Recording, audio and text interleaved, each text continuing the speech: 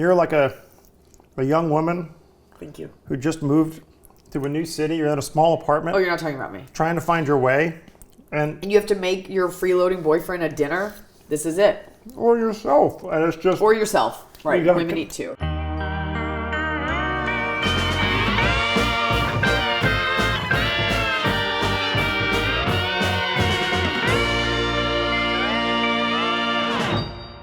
All right, today on Don't Panic Pantry, we are going to make a white bean pesto pasta. This all comes out of my desire to eat more beans and also to find other ways to do it other than just making pasta fazool all the time, which you can make by watching right here. So we're gonna take the equivalent of a can of cooked beans, like a can of white beans, but we actually cooked ours already. We use fancy boy beans because I'm a fancy boy. And we're gonna basically make a white bean pesto with herbs, lemon juice, garlic, olive oil. We got 12 ounces, 3/4 of a box of penne pasta. We've got basil, we have parsley, any herbs that you want to use. A nice soft herb will work. A little mint could be nice. And we're just gonna kind of wing it and ding it on this one. We're gonna kind of just let it go, keep tasting it, adding it, and flipping it and slooping it. So we're gonna take a can of beans, you can put that right in. With the liquid, no rinsing, no draining, you want that bean broth, folks. Then we're gonna take 2 garlic cloves, drop those right in. Let's start with a nice 2 tablespoons of lemon juice. Probably squeeze some more on later. We're kind of getting a nice little base coat rolling over here. And then we'll take probably like a half cup to a cup's worth of herbs, like loosely packed. Putting that right in. Some people who are smarter than me put a little ice cube in when they make a fresh herb pesto. And the cold helps to keep the ingredients green. The cold kind of helps them shock so it doesn't let the heat of the blades heat it up too much and you kind of don't get as much of a dull color. So I'm gonna try that today. But I'm also gonna put a little bit of cheese. And we're gonna grate more on, but this just kind of gets us started here.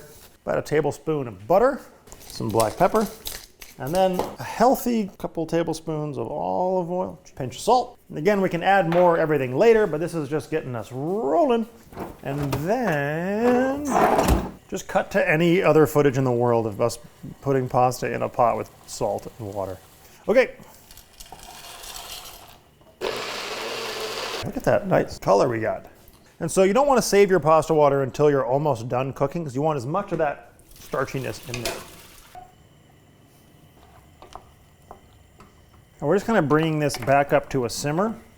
Partially because the beans were very cold in the fridge, but also it kind of just takes a little bit of the raw flavor off of the garlic. Basically, once it's like kind of bubbling through, you're done. And it's like a super quick, kind of easy, fiber-loaded, nutrient-dense, quick little pasta. It's got acid, it's got brightness, it's got salt, it's got fat, and it just all kind of comes together in this really nice, pleasant way.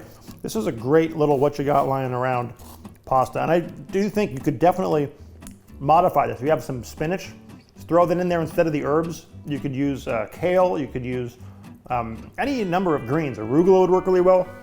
And go crazy and just blend it up, slop it up, smoosh it around, put it in, poop it out. And this is the internet.